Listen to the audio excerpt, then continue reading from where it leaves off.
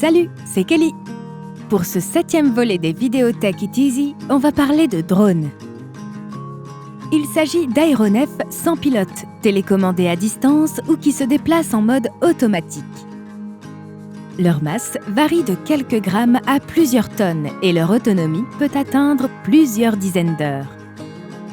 Leur concept a vu le jour pendant la Première Guerre mondiale, à des fins militaires.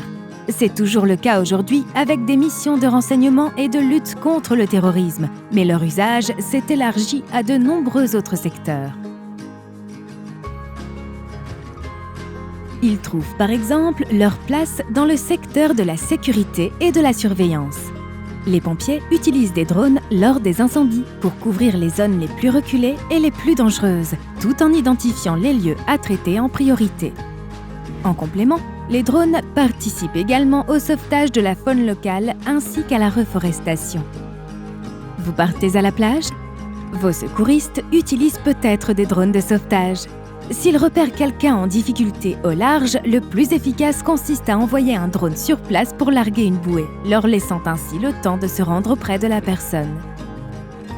Une fois sauvé, le nageur aura peut-être envie de profiter d'un concert donné sur la plage. Des drones se chargent de la captation d'images pour une retransmission en direct sur les écrans.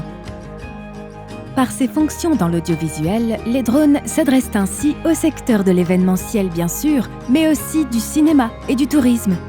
Les sites historiques sont de plus en plus nombreux à proposer des visites en réalité virtuelle grâce à des drones. Les visiteurs profitent ainsi d'autres points de vue à couper le souffle, tout en visitant des zones habituellement fermées au public.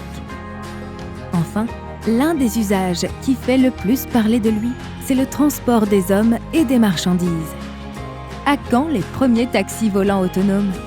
Pour bientôt si l'on en croit les tests développés dans certains pays, Dubaï par exemple.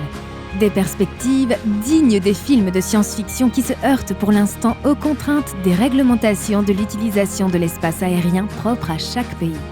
Et toi, qu'en ferais-tu? À quel défi souhaites-tu répondre avec cette technologie?